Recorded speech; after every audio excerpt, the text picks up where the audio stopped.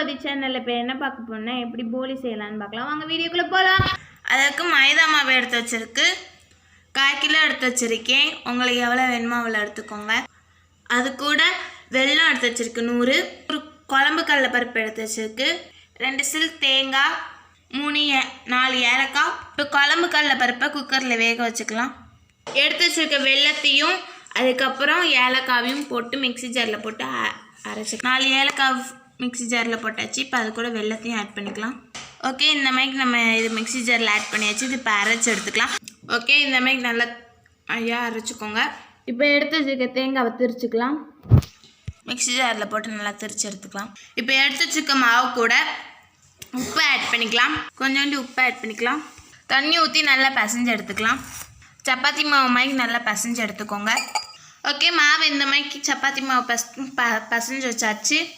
இப்போ நம்மளோட பருப்பு அவிச்சு எடுத்தாச்சு.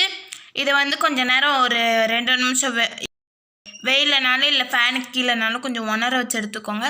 இல்லைன்னா இப்படியே நீங்கள் மிக்ஸி ஜாரில் போட்டு அரைச்சிங்கன்னா குழுன்னு வந்துடும். அதனால் இதை ஒரு 2 நிமிஷம் நம்ம வெயிலில் வச்சு எடுத்துக்கலாம். இப்போ பிசைஞ்சு வச்சுருக்க மாவை 1 நிமிஷம் ஆயிடுச்சு. இந்த மாதிரி ஓரளவு இதாக இருக்குது, உணர்ந்துருக்கு. இதை மிக்ஸி ஜாரில் போட்டு 1-2 திரிச்சு எடுத்துக்கலாம். இந்த மாதிரி அரைச்சி வச்சுருக்கு. நம்ம அரைச்சி வச்சுருக்க கடலைப்பருப்பு கூட நம்ம அரைச்சி வச்ச வெல்லம் இதெல்லாம் உள்ளே போட்டுக்கலாம். தேங்காய் பூவையும் இதுக்குள்ளே போட்டுக்கலாம். ஓகே, இப்போ நம்மளோட இது ரெடி ஆயிடுச்சு. போலிக்குள்ளே வைக்கிற இது. இப்போ மாவு எடுத்து வச்சுருக்கு, இதை உருட்டி எடுத்துக்கலாம். இப்போ நான் மாவு ஓரளவு தேய்ச்சிருக்கேன். இது கூட எடுத்து வச்சுருக்க இதை உள்ளுக்கு சேர்த்துக்கலாம். இப்போ கடலைப்பருப்பு இது பண்ணி வச்சுருக்கலாம், அதை உள்ளுக்கு சேர்த்தாச்சு. இப்போ எப்படி இதை மடிக்கலான்னு பார்க்கலாம்.